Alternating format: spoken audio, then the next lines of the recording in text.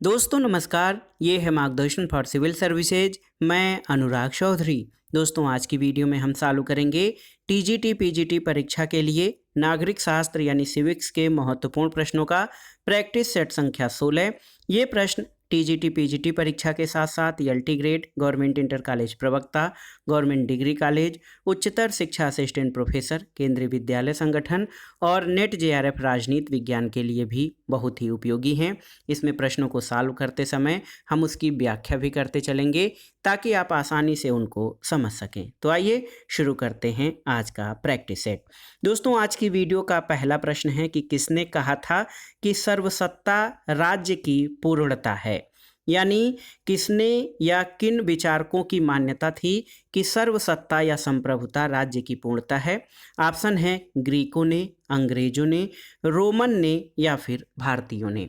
तो सही उत्तर है दोस्तों, सर्वसत्ता राज्य की पूर्णता है। ये विचार रोमन दार्शनिक या रोमन विचारकों का है। तो रोमनों ने कहा था कि सर्वसत्ता राज्य की पूर्णता है। अगला प्रश्न है विधिक संप्रभुता और राजनीतिक संप्रभुता में अंतर किसने बताया है। तो आप जान लीजिए दोस्तों, विधिक संप्रभुता और राजनीतिक संप्रभुता में भेद बताने वाला विचारक कौन है। ये हैं ए.बी. डायसी। ऑप्शन सी आपका सही उत्तर है। अगले प्रश्न पर आते हैं, निम्नांकित में से कौन सा कथन केंद्रीकरण के गुणों के बारे में सत्य नहीं है।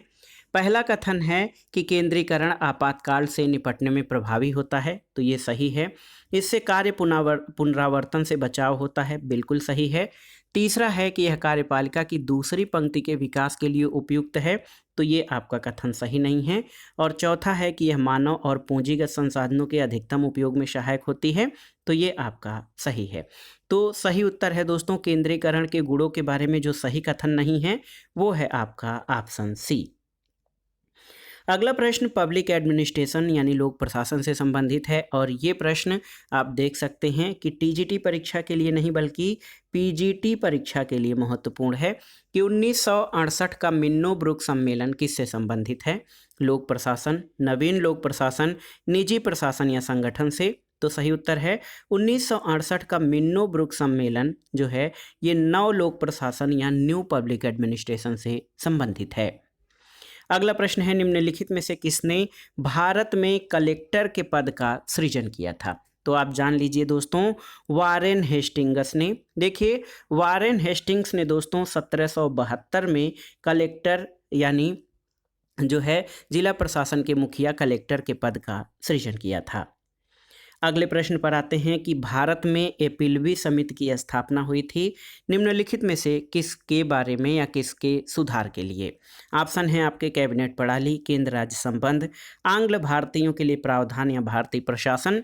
तो सही उत्तर है ऑप्शन डी, भारतीय प्रशासन। दोस्तों ये एक अमेरिकी लोक प्रशासन विशेषज्ञ थे पॉल एच एपिलवी और 1953 में, देखिए पहली बार 1953 में एपिलवी ने भारत में लोक प्रशासन रिपोर्ट जारी की और 1956 में इन्होंने दूसरी रिपोर्ट अपनी प्रस्तुत की थी। तो याद रखिएगा, भारत में पॉल एच एपिलवी समिति की स्थापना भारतीय प्रशासन में सुधार के लिए की गई थी। अगले प्रश्न पर आते हैं दोस्तों, भारत के संविधान में 86वें संविधान संशोधन के बाद कितने मौलिक कर्तव्य हैं। तो आप जानते हैं कि 86वें संविधान संशोधन 2002 के बाद भारत के संविधान में मौलिक कर्तव्यों की संख्या 11 हो गई है। और आप जानते हैं भारतीय संविधान के भाग 4 क में 42वें संशोधन के द्वारा मूल कर्तव्यों की व्यवस्था की गई थी और प्रारंभ में जब मूल कर्तव्य शामिल किए गए थे तो इनकी संख्या 10 थी, लेकिन 2002 में 86वें संविधान संशोधन के द्वारा एक मूल कर्तव्य और जोड़कर इनकी संख्या वर्तमान में 11 हो गई है। अगला प्रश्न है निम्नलिखित में से किस विचारक के अनुसार स्वतंत्रता जो समानता है अप्राकृतिक और अवांछनीय धारणा है। कौन सा विचारक ये मानता है कि समानता अप्राकृतिक और अवांछनीय धारणा है। ऑप्शन है आपके सुकरात, प्लेटो, अरस्तु और उपरोक्त में से कोई नहीं। तो सही उत्तर है अरस्तु। अरस्तु समानता को अप्राकृतिक और अवांछनीय मानता है। अगला प्रश्न है दोस्तों, भारतीय संविधान का 79वां यानी 79th संशोधन अधिनियम 1999 किससे संबंधित है, आपको बताना है। तो सही उत्तर है दोस्तों 79वां संविधान संशोधन अधिनियम लोकसभा और राज्य विधानसभाओं में अनुसूचित जातियों और अनुसूचित जनजातियों के आरक्षण को 10 वर्षों के लिए और बढ़ाने से संबंधित है। ऑप्शन डी आपका सही उत्तर हो जाएगा। अब आइए अगले प्रश्न पर आते हैं कि निम्नलिखित में से किसे संविधान के मौलिक अधिकारों को संशोधन कर सकने की क्षमता या शक्ति प्राप्त है। ऑप्शंस हैं आपके सर्वोच्च न्यायालय, संसद, राष्ट्रपति और मंत्रिपरिषद। तो सही उत्तर क्या हो जाएगा? सही उत्तर है ऑप्शन बी, संसद। दोस्तों, संविधान के मौलिक अधिकार या फंडामेंटल राइट्स में संशोधन करने की क्षमता भारत के संसद को प्राप्त है। अगला प्रश्न है, भारत का संविधान अपने नागरिकों को प्रदान करता है किस प्रकार की नागरिकता? एकल नागरिकता, दोहरी नागरिकता, कुछ राज्यों में एकल और कुछ में दोहरी नागरिकता और उपर्युक्त में से कोई नहीं। तो सही उत्तर आप जानते हैं कि भारत का संविधान अपने नागरिकों को एकल नागरिकता प्रदान करता है। अगला प्रश्न है, निम्नलिखित में से कौन सा एक भारत के नागरिकों का मौलिक अधिकार नहीं है? ऑप्शंस देखिए, संवैधानिक उपचारों का अधिकार ये मौलिक अधिकार है, विधि के समक्ष समानता ये भी मौलिक अधिकार है, संपत्ति का अधिकार ये मौलिक अधिकार नहीं है, और शोषण के विरुद्ध अधिकार आप जानते हैं ये भारत के नागरिकों का मौलिक अधिकार है। संपत्ति का अधिकार दोस्तों अब ये मौलिक अधिकार नहीं है। अब का मतलब ये है कि संविधान के प्रारंभ में संपत्ति के अधिकार को मौलिक अधिकार माना गया था, लेकिन 44वें संविधान संशोधन अधिनियम 1978 के द्वारा संपत्ति के मूल अधिकार को मूल अधिकारों की श्रेणी से हटाकर अनुच्छेद 300A के तहत एक विधिक अधिकार बना दिया गया है। तो वर्तमान में संपत्ति का अधिकार मूल अधिकार नहीं है। अगला प्रश्न है, कौन सा अधिकार संविधान के अनुच्छेद 352 के अंतर्गत लागू आपातकाल के दौरान भी नहीं छीना जा सकता है?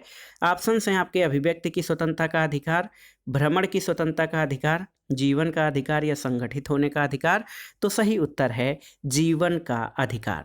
दोस्तों, आर्टिकल 21 जीवन और व्यक्तिगत स्वतंत्रता से संबंधित है और अनुच्छेद 352 के अंतर्गत लागू आपातकाल के दौरान भी इसे नहीं छीना जा सकता।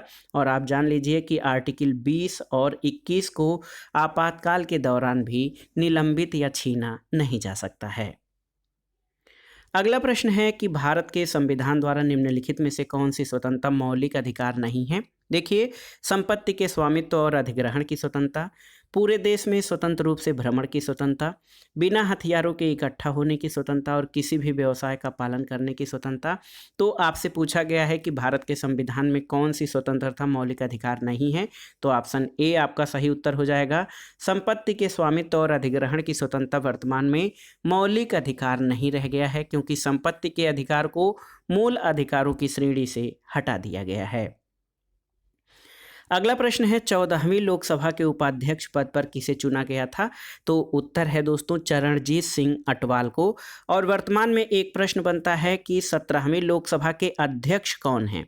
दोस्तों, 17वीं लोकसभा के अध्यक्ष ओम बिड़ला को चुना गया है। ओम बिड़ला जो हैं ये दोस्तों 17वीं लोकसभा के अध्यक्ष हैं। और आपके लिए एक प्रश्न है कि 17वीं लोकसभा के उपाध्यक्ष कौन हैं? डिप्टी स्पीकर आपको बताना है। आपके लिए ये प्रश्न है महत्वपूर्ण प्रश्न कि 17वीं लोकसभा के या वर्तमान में जो हैं हमारे लोकसभा के उपाध्यक्ष कौन हैं? अगला प्रश्न है, संघ राज्य क्षेत्रों द्वारा लोकसभा में कितने सदस्य चुने जाते हैं? 13, 18, 19 और 20। तो सही उत्तर है 20 सदस्य संघ राज्य क्षेत्रों के द्वारा लोकसभा में चुने जाते हैं। और आप जानते हैं कि लोकसभा में अधिकतम 552 सदस्य होते हैं, जिसमें राज्यों से 530 और संघ राज्य क्षेत्रों से 20 सदस्य चुने जाने की व्यवस्था है। अगले प्रश्न पर आते हैं दोस्तों। अगला प्रश्न है, विधान परिषद धन विधेयक पर अधिकतम कितनी देरी या कितने समय के लिए वो रोक सकती है? देखिए, 15 दिन, 14 दिन, 1 माह या 2 माह। तो सही उत्तर है विधान परिषद दोस्तों धन विधेयक या मनी बिल को अधिकतम 14 दिन के लिए रोक सकती है। अगला प्रश्न है, उत्तर प्रदेश की विधानसभा की निर्वाचित सदस्य संख्या कितनी है? तो आप जानते हैं कि उत्तर प्रदेश देश का सबसे बड़ा विधानसभा जो है विधानसभा सीटों वाला राज्य है और यहाँ पर निर्वाचित सदस्यों की संख्या 403 यानी 403 है। तो सही उत्तर है उत्तर प्रदेश की विधानसभा के निर्वाचित सदस्य संख्या 403 है। अगले प्रश्न पर आते हैं कि यदि किसी राज्य के राज्यपाल की मृत्यु हो जाए तो क्या स्थिति होती है? तो दोस्तों, यदि किसी राज्य के राज्यपाल की मृत्यु हो जाए तो राज्यपाल कौन बनता है? तो राष्ट्रपति जिसे मनोनीत करे। याद रखिएगा, किसी राज्य के राज्यपाल की मृत्यु हो जाने पर जो राज्यपाल होता है वो ऐसा व्यक्ति हो सकता है, राष्ट्रपति जिसे मनोनीत करे वो राज्य का राज्यपाल होगा। अगला प्रश्न है, हमारे देश में किसी राज्य की कार्यपालिका शक्ति का प्रधान कौन होता है? ऑप्शंस देखिए, मुख्यमंत्री, कैबिनेट मंत्री, राज्यपाल और मुख्य सचिव। तो केंद्र में कार्यपालिका शक्ति का प्रधान आप जानते हैं कि राष्ट्रपति होता है और उसी तरह संसदीय शासन व्यवस्था होने के कारण राज्य की कार्यपालिका शक्ति का प्रधान राज्यपाल होता है। आपके लिए एक प्रश्न होता है कि राज्यपाल राज्य की कार्यपालिका शक्ति का प्रधान होता है, ये संविधान के किस अनुच्छेद में ये व्यवस्था दी गई है? आपको कमेंट बॉक्स में इसका उत्तर बताना है। अगला प्रश्न है, राजस्थान उच्च न्यायालय के न्यायाधीशों के स्वीकृत पद कितने हैं? तो ये प्रश्न एक तरह से पुराने डेटा पर आधारित है, इसलिए हमारे लिए अप्रासंगिक है। आपके लिए एक प्रश्न है कि उत्तर प्रदेश में उच्च न्यायालय के न्यायाधीशों की स्वीकृत संख्या कितनी है? अगर दोस्तों हम उत्तर प्रदेश उच्च न्यायालय की बात करें तो आप जान लीजिए कि उत्तर प्रदेश उच्च न्यायालय जो है वो इलाहाबाद उच्च न्यायालय है। इसकी खंडपीठ जो है लखनऊ में है। 1869 में इलाहाबाद उच्च न्यायालय की स्थापना हुई थी और वर्तमान समय में इलाहाबाद उच्च न्यायालय में न्यायमूर्तियों के कुल 160 पद जो हैं वो स्वीकृत हैं और वर्तमान में अगर जो देखा जाए तो कुल न्यायाधीशों की जो संख्या है वो 95 है और यहाँ पर अगर जो हम देखें तो 160 न्यायाधीशों के जो पद स्वीकृत हैं उसमें अस्थाई जो हैं अस्थाई 76 न्यायाधीश और अतिरिक्त 84 न्यायाधीशों की व्यवस्था है उत्तर प्रदेश उच्च न्यायालय में। एक राज्य के उच्च न्यायालय के न्यायाधीश की नियुक्ति कौन करेगा? आपको बताना है। तो सही उत्तर है किसी भी राज्य के उच्च न्यायालय के न्यायाधीश की नियुक्ति राष्ट्रपति द्वारा की जाती है, राज्यपाल के द्वारा नहीं। राज्यपाल जो है ये राज्य के उच्च न्यायालय के न्यायाधीशों की नियुक्ति के लिए उत्तरदायी नहीं है, बल्कि किसी भी राज्य के उच्च न्यायालय के न्यायाधीश की नियुक्ति भी राष्ट्रपति के द्वारा ही की जाती है। अगला प्रश्न है, भारत में संघीय विधानमंडल द्वारा कब बंधुआ मजदूर प्रथा उन्मूलन कानून पारित किया गया था? तो सही उत्तर है 1976। ऑप्शन सी आपका सही उत्तर है। याद रखिएगा दोस्तों, भारत में संघीय विधानमंडल द्वारा बंधुआ मजदूर प्रथा उन्मूलन कानून 1976 में पारित किया गया था और आप जान लीजिए कि 25 अक्टूबर 1975 से बंधुआ मजदूर प्रथा को पूरे देश में समाप्त कर दिया गया था। अगला प्रश्न है, भारत में संथानम और बोहरा समितियों ने क्रमशः किन विषयों पर प्रतिवेदन प्रस्तुत किया था? तो याद रखिएगा दोस्तों, संथानम कमेटी ने भ्रष्टाचार पर और बोहरा समिति ने राजनीति और अपराधियों के गठजोड़ पर अपने प्रतिवेदन या रिपोर्ट प्रस्तुत किया था। तो याद रखिएगा, संथानम और बोहरा समितियों ने भ्रष्टाचार और अपराधीकरण पर अपनी रिपोर्ट या प्रतिवेदन प्रस्तुत किया था। अगला प्रश्न है कि योजना आयोग का अध्यक्ष कौन होता है? तो अब अगर जो ये प्रश्न पूछा जाए तो योजना आयोग का अध्यक्ष कौन होता था, तो सही उत्तर हो जाएगा कि प्रधानमंत्री दोस्तों प्लानिंग कमीशन या योजना आयोग का जो है अध्यक्ष होता था। इसके अलावा इसमें उपाध्यक्ष होते थे।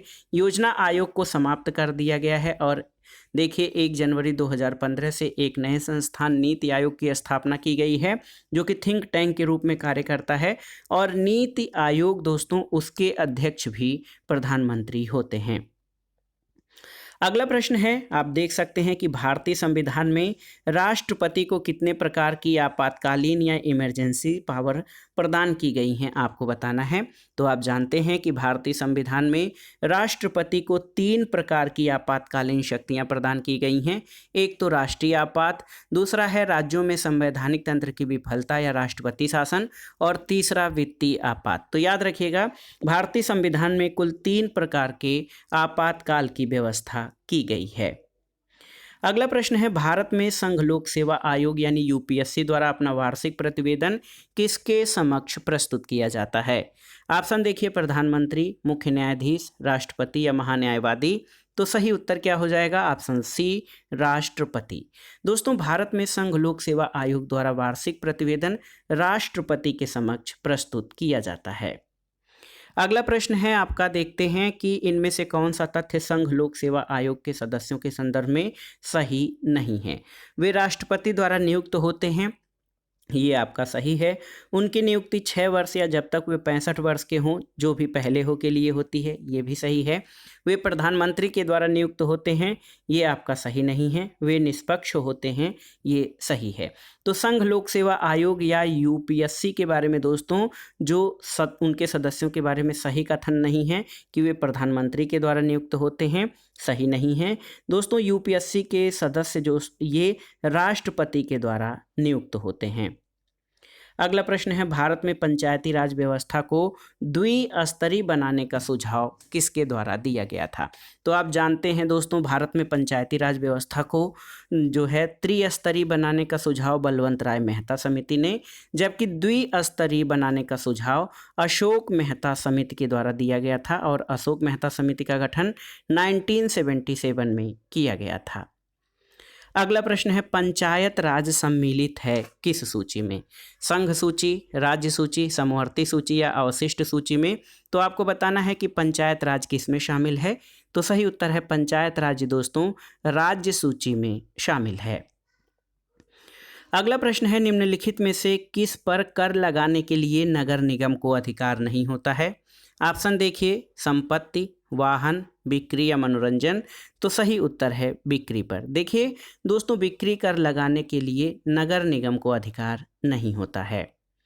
अगला प्रश्न है, निम्नलिखित में से कौन पंचायती राज की स्थानीय स्व सरकार की 3 स्तरीय संरचना का एक संघटक नहीं है? ग्राम, प्रखंड, जिला या क्षेत्र? तो आप जान लीजिए दोस्तों, पंचायती राज की स्थानीय स्वशासन सरकार में ग्राम पंचायत, क्षेत्र पंचायत और जिला पंचायत होते हैं। इसमें प्रखंड पंचायतें शामिल नहीं हैं। ऑप्शन बी आपका सही उत्तर हो जाएगा। अगला प्रश्न है दोस्तों कि बहुदलीय व्यवस्था नहीं पाई जाती है कहाँ पर? आपको बताना है। फ्रांस में, जर्मनी में, ऑस्ट्रेलिया में और क्यूबा में? तो सही उत्तर है क्यूबा में। क्यूबा में इसलिए कि यहाँ पर साम्यवादी प्रकार की सरकार है, जहाँ पर केवल एक दलीय साम्यवादी दल की व्यवस्था है। यहाँ पर बहुदलीय या मल्टी पार्टी सिस्टम की व्यवस्था नहीं पाई जाती है, जबकि भारत, फ्रांस, जर्मनी, ऑस्ट्रेलिया यहाँ पर बहुदलीय व्यवस्था पाई जाती है। अगला प्रश्न है दोस्तों, अमेरिकी सीनेट विधायिका का क्या होता है? ऊपरी और प्रबल सदन है, ऊपरी और निर्बल सदन है, निचला और प्रबल सदन है, निचला और शक्तिहीन सदन है? तो सही उत्तर है दोस्तों, अमेरिकी सीनेट विधायिका का ऊपरी और प्रबल सदन होता है। तो ऑप्शन ए आपका सही उत्तर है। अगला प्रश्न है, निम्नलिखित में से किस आयोग ने राज्यपाल पद के समाप्ति की अनुशंसा की थी? आपको बताना है। ऑप्शन है देखिए, प्रशासनिक सुधार आयोग, सरकारिया आयोग, राजमन्नार आयोग या फिर संविधान समीक्षा आयोग? तो किस आयोग ने राज्यपाल पद के समाप्ति की अनुशंसा की थी? प्रश्न आपके लिए बहुत ही महत्वपूर्ण है दोस्तों। आपको बताना है कि किस, देखिए ये प्रश्न इम्पॉर्टेंट है और आपको ये बताना है कि किस आयोग ने राज्यपाल पद की समाप्ति की अनुशंसा की थी। ऑप्शंस देख लेते हैं। प्रशासनिक सुधार आयोग, किसने? सरकारिया आयोग। और इसमें आप देख सकते हैं, तो ये बहुत ही महत्वपूर्ण है। और आप देख सकते हैं कि प्रशासनिक जो सरकारिया आयोग था दोस्तों, यहाँ पर देखिए आप, सही उत्तर हो जाएगा ऑप्शन सी, राजमन्नार आयोग। दोस्तों, राजमन्नार आयोग ने राज्यपाल पद के समाप्ति की अनुशंसा की थी। अगले प्रश्न पर आते हैं, निम्नलिखित में से किसने धर्म को लोगों के लिए अफीम कहा था, या धर्म को जनता की अफीम किसने कहा था? तो ये था मार्क्स। दोस्तों, कार्ल मार्क्स ने धर्म को जनता के लिए अफीम कहा था, जो लोगों में जो है नशा पैदा करता है और पतन की राह पर अग्रसर करता है। अगला प्रश्न है दोस्तों, विकासवादी समाजवाद या इवोल्यूशनरी सोशलिज्म का मुख्य प्रवक्ता कौन है, आपको बताना है। ऑप्शन देखिए, क्रोपोटकिन, विलियम गाडविन, एजे पेंटी या एडवर्ड बर्नस्टीन। तो सही उत्तर है एडवर्ड बर्नस्टीन दोस्तों विकासवादी समाजवाद के प्रमुख प्रवक्ता हैं। अगला प्रश्न है कि ये सिद्धांत किसने प्रस्तुत किया है कि नव उपनिवेशवाद साम्राज्यवाद की अंतिम अवस्था है। देखिए, नव उपनिवेशवाद यानी नियो कोलोनिज्म, ये इंपीरियलिज्म की अंतिम अवस्था है। ये किसका विचार है? तो एक विचारक है नक्रूमा। दोस्तों, नक्रूमा का कहना है कि नव उपनिवेशवाद साम्राज्यवाद की अंतिम अवस्था है। अगला प्रश्न है कि दास कैपिटल इनमें से किस विचारक का ग्रंथ है, आपको बताना है। तो सही उत्तर है दास कैपिटल मार्क्स की महत्वपूर्ण कृति है। ऑप्शन बी आपका सही उत्तर है। अगले प्रश्न पर आते हैं दोस्तों, आसान सा प्रश्न है, आपको बताना है कि राजनीतिक विकास किसका साधन है, या राजनीतिक विकास के साधन कौन कौन से हैं। ऑप्शंस हैं आपके राजनीतिक दल, क्रांतिकारी नेता, राष्ट्रीयता की भावना या उपर्युक्त सभी। तो सही उत्तर है ऑप्शन डी, उपर्युक्त सभी। दोस्तों, राजनीतिक विकास के साधन ये सभी जो हैं, सभी साधन राजनीतिक विकास के साधन हैं। अगले प्रश्न पर आते हैं, कंपैरेटिव पॉलिटिक्स से है कि तुलनात्मक राजनीति सब कुछ है या कुछ भी नहीं है, ये कथन किसका है। ऑप्शन है मैकिंडिस, जी के रॉबर्ट्स, जीन ब्लॉन्डेल या स्प्रेंगलर का। तो सही उत्तर है तुलनात्मक राजनीति सब कुछ है या कुछ भी नहीं है, ये कथन जी के रॉबर्ट्स का है। अगले प्रश्न पर आते हैं दोस्तों, अध्यक्षात्मक शासन का सैद्धांतिक आधार पर क्या जो है व्यवस्था की जाती है। शक्तियों का संतुलन, शक्तियों का पृथक्करण, शक्तियों का एकीकरण या उपर्युक्त में से कोई नहीं। तो दोस्तों, अध्यक्षात्मक शासन का सैद्धांतिक आधार शक्तियों का पृथक्करण यानी सेपरेशन ऑफ पावर है। याद रखिएगा, शक्तियों का पृथक्करण अध्यक्षात्मक शासन का सैद्धांतिक आधार है।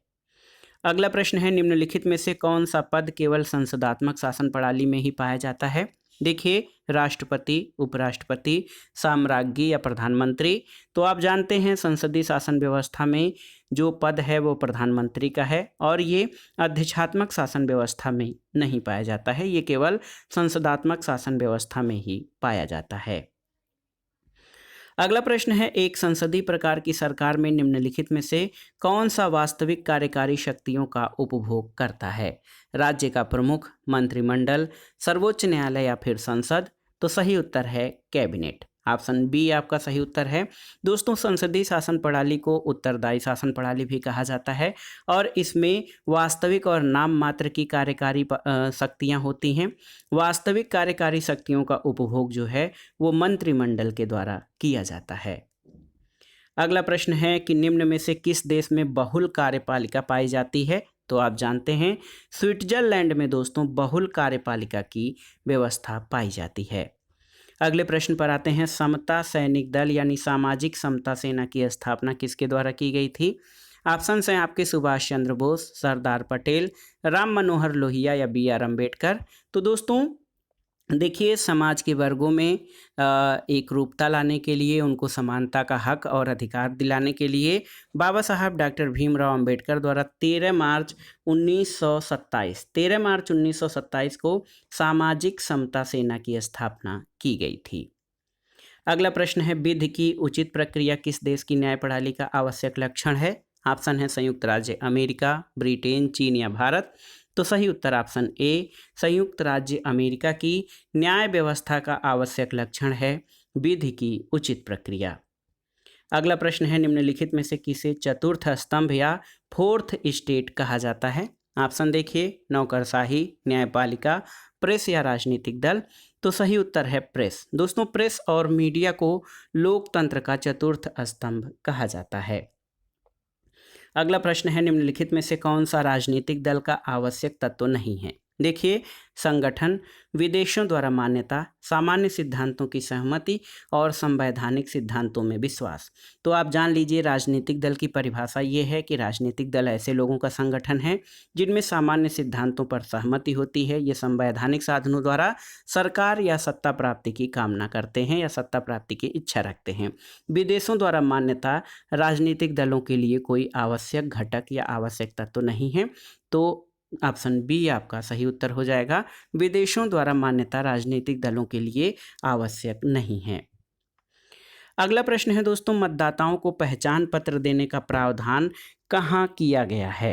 तो सही उत्तर है, मतदाताओं को पहचान पत्र देने का प्रावधान जन प्रतिनिधित्व अधिनियम 1958 में किया गया है। याद रखिएगा कि मतदाताओं को दोस्तों पहचान पत्र देने का प्रमाण जन प्रतिनिधित्व अधिनियम बहुत ही महत्वपूर्ण है दोस्तों। 1951 का जन प्रतिनिधित्व अधिनियम था और इसमें देखिए आप देख सकते हैं 1958 के जन प्रतिनिधित्व अधिनियम में मेन तो ये पहला जन प्रतिनिधित्व अधिनियम या लोक प्रतिनिधित्व अधिनियम 1951 का था। मतदाताओं को पहचान पत्र देने का प्रावधान जन प्रतिनिधित्व अधिनियम 1958 में किया गया है। अगले प्रश्न पर आते हैं दोस्तों, पोलित ब्यूरो शब्द जो है किससे संबंधित है? कांग्रेस पार्टी से, भारतीय जनता पार्टी, साम्यवादी पार्टी या समाजवादी पार्टी? तो सही उत्तर है दोस्तों, पोलित ब्यूरो जो है वो साम्यवादी पार्टी या कम्युनिस्ट पार्टी से संबंधित होता है। अगला प्रश्न है, निम्नलिखित देशों में किसमें दबाव समूह या प्रेशर ग्रुप्स सर्वाधिक सक्रिय होते हैं? ऑप्शन है ब्रिटेन, ऑस्ट्रेलिया, संयुक्त राज्य अमेरिका या भारतवर्ष? तो सही उत्तर ऑप्शन सी, संयुक्त राज्य अमेरिका। दोस्तों यूएसए में प्रेशर ग्रुप्स सर्वाधिक सक्रिय होते हैं। अगला प्रश्न है दोस्तों, आमंड और पावेल द्वारा किए गए समूहों के वर्गीकरण में कौन सा शामिल नहीं है? देखिए, संस्थात्मक दबाव समूह, संवैधानिक दबाव समूह, समुदायात्मक दबाव समूह या असमुदायात्मक दबाव समूह? तो सही उत्तर है दोस्तों, आमंड और पावेल द्वारा किए गए समूहों के वर्गीकरण में संवैधानिक दबाव समूह शामिल नहीं है, जबकि संस्थात्मक, समुदायात्मक और असमुदायात्मक जो है समूह आमंड और पावेल द्वारा किए गए दबाव समूहों के वर्गीकरण में शामिल हैं। अगला प्रश्न है, निम्नलिखित में से कौन शिक्षित लोगों को ही मताधिकार देने का समर्थक है? ऑप्शन है आपके लॉक, रूसो, मिल या ग्रीन? तो दोस्तों J.S. मिल, जॉन स्टुअर्ट मिल केवल शिक्षित लोगों को ही मताधिकार देने का समर्थक है, क्योंकि उसकी राय में अशिक्षित या निर्धन लोग मताधिकार के मूल्य को नहीं समझ सकते हैं, इसलिए वो केवल शिक्षित लोगों को ही मताधिकार देने का समर्थन करता है। अगला प्रश्न है, सामान्य निर्वाचन के लिए एक निर्वाचन क्षेत्र का निर्धारण किया जाता है किसके द्वारा? तो उत्तर है आपका, ऑप्शन देख लेते हैं, राष्ट्रपति, भारत के निर्वाचन आयोग, जनगणना आयोग या परिसीमन आयोग? तो सही उत्तर है परिसीमन आयोग। देखिए दोस्तों, परिसीमन आयोग जो है वो सामान्य निर्वाचन के लिए निर्वाचन क्षेत्र का निर्धारण करने का कार्य करता है। अगला प्रश्न है कि निम्नांकित में से कौन सा लोकमत से संबंधित नहीं है, आपको बताना है।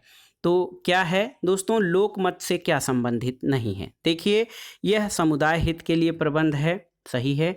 यह अल्पसंख्यक हित के लिए प्रबंध है, ये सही नहीं है। ये नागरिक समाज के हित के लिए प्रबंध है, सही है। और ये सामान्य जनता के हित के लिए प्रबंध है। तो आपसे पूछा गया है कि लोकमत से संबंधित क्या नहीं है? दोस्तों पब्लिक ओपिनियन लोगों के ऐसे मतों का योग होता है जिसका उद्देश्य समाज या जनता के हित से जो है इसका सरोकार है, समुदाय के हित से संबंधित है।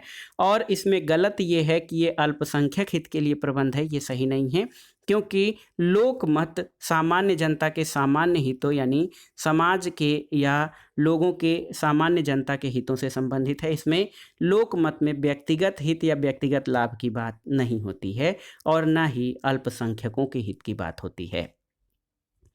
अगला प्रश्न है, स्वस्थ लोकमत के निर्माण में बाधा क्या है? तो लोकमत के निर्माण में स्वतंत्र प्रेस, स्वस्थ और सशक्त राजनीतिक दल, सांप्रदायिकता का अभाव, स्वस्थ जो है लोगों की भागीदारी, जन भागीदारी, ये सभी लोकमत के साधन हैं। जबकि निरक्षरता और गरीबी ये लोकमत के निर्माण में बाधा हैं। तो ऑप्शन बी आपका सही उत्तर हो जाएगा। स्वस्थ लोकमत के निर्माण में निरक्षरता और अज्ञानता बाधा है। अगला प्रश्न है दोस्तों, देखिए कि थॉमस हेयर का नाम किस निर्वाचन पद्धति से जुड़ा हुआ है। आप जानते भी हैं, आनुपातिक प्रतिनिधित्व पद्धति, एक सदस्य चुनाव क्षेत्र, एक सदस्य चुनाव क्षेत्र विशिष्ट बहुमत पद्धति या दल विहीन सूची पद्धति। तो सही उत्तर है दोस्तों थॉमस हेयर को आनुपातिक प्रतिनिधित्व पद्धति से जो है इसको संबंधित किया जाता है। तो याद रखिएगा थॉमस हेयर का नाम आनुपातिक पद्धति से जुड़ा हुआ है। अगला प्रश्न है, एक नमनीय और अलिखित संविधान पाया जाता है कहाँ पर। ऑप्शंस हैं आपके ऑस्ट्रेलिया, ग्रेट ब्रिटेन, कनाडा या फिर जर्मनी। तो सही उत्तर है ब्रिटेन। दोस्तों ब्रिटेन के संविधान को अलिखित और नमनीय संविधान या नर्म संविधान कहा जाता है, क्योंकि इसका कोई लिखित जो है एक फॉर्मेट में लिखा हुआ दस्तावेज नहीं है, बल्कि ये समय और परिस्थितियों के विकास का परिणाम है ब्रिटेन का संविधान। तो इसलिए एक नमनीय और अलिखित संविधान ग्रेट ब्रिटेन में पाया जाता है। अगला प्रश्न है, परमाणु अप्रसार संधि, जिसको इंग्लिश में न्यूक्लियर नॉन प्रोलिफरेशन ट्रीटी कहा जाता है, एनपीटी शॉर्ट में कहा जाता है, ये संधि कब अस्तित्व में आई थी। तो सही उत्तर हो जाएगा, याद रखिएगा 1968 में। दोस्तों एनपीटी जो है इस पर 1 जुलाई 1968 से जो है हस्ताक्षर शुरू हुए थे। तो याद रखिएगा एनपीटी या परमाणु अप्रसार संधि 1968 में अस्तित्व में आई थी। अगला प्रश्न है दोस्तों, तृतीय विश्व या थर्ड वर्ल्ड शब्दावली, इसका प्रयोग सर्वप्रथम किसके द्वारा किया गया था आपको बताना है। तो सही उत्तर है तृतीय विश्व शब्दावली का सबसे पहले प्रयोग अल्फ्रेड सावी के द्वारा किया गया था। और तीसरी दुनिया के देश कौन से देश हैं। देखिए, पहली दुनिया के देश पूंजीवादी देश हैं, दूसरी दुनिया के देश साम्यवादी देश, और तीसरी दुनिया के देश इन दोनों से अलग जो देश हैं उनको अल्फ्रेड सावी के द्वारा तृतीय विश्व शब्दावली का प्रयोग किया गया था। तीसरी दुनिया के देश कौन से हैं आपको बताना है। तो आपके लिए ऑप्शंस हैं, तेल उत्पादक अरब राष्ट्र, पूर्वी यूरोप के देश, इसके अलावा अफ्रीका के देश, देखिए अफ्रीका के देश, या फिर चौथा ऑप्शन है आपके, देखिए Asia Africa, Asia Africa, Latin America के देश जो पहले जो है अन्य देशों के गुलाम थे। तो इसमें आपको बताना है, ये आपके लिए प्रश्न है। वीडियो के दौरान हमने 2 प्रश्न और आपसे पूछे थे, उनका उत्तर आपको कमेंट बॉक्स में बताना है।